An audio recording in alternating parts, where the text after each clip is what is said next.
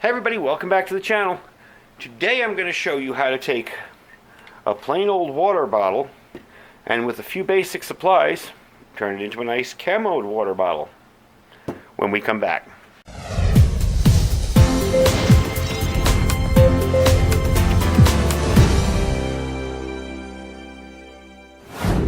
Alright, I'm out here in the shop today. I got the door open so I can show you what I'm going to do. We're going to go through this step by step. And I'm going to show you how to do it. Basically, I lucked out because I buy these at the Goodwill up the street here in town, and you never get two of the same. You know, there's always one from some doctor's office or from some other company or for some giveaway, and these two happen to be exactly the same. I bought this one, God, I don't know, 4 or 5 months ago, and I showed it to you in a previous video with some of my EDC stuff, and a lot of people wanted to know how I did the camo job on it. So I went up, and sure enough, I found one just like it. And I was like, cool. This did have some paint on it, and I'll show you what I used to remove it. It's this stuff here. Rust-Oleum Aircraft Remover. Now, I always laugh at the name and think, got a pesky aircraft in your front yard? You know? Use aircraft remover to get rid of it. But it's really, really strong paint remover. This was, I think, somebody just hand-painted some flowers on it. I would have shown that part to you because I sprayed it down before I started the video, and the stuff just dripped right off. So I think it was just watercolors or hand-painted watercolors or something stupid. It wasn't very strong. Anyway, when you're using this stuff, please be outside, be downwind. This stuff is really, really, really nasty. It does an amazing job, but it's really nasty, and it gets under your skin and burns. So be careful with it. Alright, usually the next step, what I'll do with this is take off the lid. Now I've already cleaned out the inside. I bleached it out and cleaned it out because who knows who had this before I did. After removing the paint, I usually take a little bit of brake part cleaner and spray it down, or acetone. Then I take a little tiny piece of sandpaper and I just rough up the surface. As you can tell, I've kind of already started doing this. I just rough up the surface a little. I find it helps the paint adhere better. Now what we're going to do, as you can tell with this other one, is we're going to tape off that top there, because I don't want to be touching paint with my mouth all day long and it chipping off in my mouth. So I just use some of this green tape here, and there's no real scientific method to it. I find a spot where I want to start taping, far enough away from the top, try to make it nice and even, and I go around like that. I'm going to be putting more tape on here in a second because I'll show you why. It doesn't have to be perfect. Actually, you know what? I know what I'm going to do. We're going to do it this way, so it's even. I want it to be even around there just because it looks nicer. Really, it's just an aesthetic thing, you know.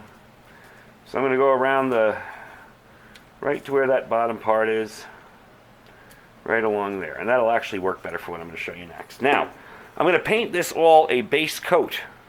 This base, you know, tan, desert tan. These are the paints I use. Again, these are cheap from Walmart. They will do a bunch of camo. And these are the 3 colors I use. There's kind of a brown, a OD green, and the base coat, which is this. Now, how I apply is I just use sponges, and as you can tell, these sponges have been used before a lot. Whoops. They're kind of dirty, but that doesn't matter. They still retain their springiness. And what I'll do is I'll put this on a piece of cardboard. I'll just spray it on cardboard. A little bit sprayed on a cardboard, dip the sponge in, and do that.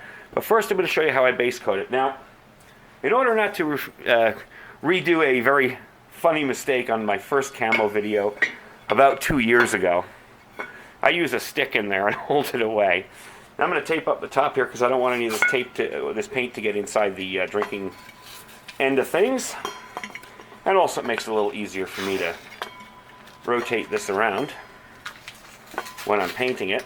It'll hold it steady instead of flopping all over the place. That should be good enough. Let's get one more in there. And if you go back in my videos about 2 years ago, you'll see I did a helmet on a horrible camera. You know, I was just starting to really get serious about doing YouTube. Should look like that. And I did it on a horrible camera with a loud whine, hiss audio problem. And when I was painting it, I ended up painting right down my arm. And everybody's noticed that. But this is a new version of it. So we're going to take this outside and I'm going to spray it and show you how it's done. We're outside here. Here's this. Make sure you shake these up really well. I shook this up really good. And this is going to be our base coat. This is just going to be our, you know, kind of desert tan base coat. Don't put it on too thick. More coats is better than one thick coat because it'll last a lot longer if you do it that way. Trying not to get it on the bottom because the bottom will wear right off if you stick it in your car or anything like that. Now what we're going to do is I'm going to put a few more coats on this, let it dry, and we're going to come back when it's fully dry and I'll show you the next part of doing this. Alright, fully dry. A tip for this kind of paint, this stuff, this camouflage Rust-Oleum stuff, just let it out in the sun. Now I'm out in the desert, so yeah, things are going to dry really quick, but in 10 minutes this is more than dry enough, you know, not even slightly sticky. So we're going to get on to the next part, which is doing the camo job itself. I'm going to start with, let's see, let's find some, yeah, this one's been used green before. I mean brown. Yeah, brown. My eyes are not failing me. I get a piece of cardboard, take the shiny side on the cardboard. This is just from a box of pasta. And cut yourself a little spot there and spray a spot. Take your sponge, dip it in, hit it. That's simple.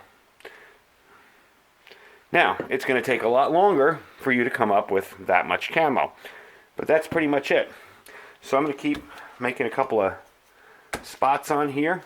And don't be worried about using different sponges for the same color, different shapes. Because you get a really cool, neat kind of pattern out of the whole thing. Now we're going to take some green. Nope, didn't shake it. Very important that you shake this stuff. I find it dries better and it doesn't come out watery like that bottom one there where it's all just water. There, see? Alright. Take our green sponge, dip it in,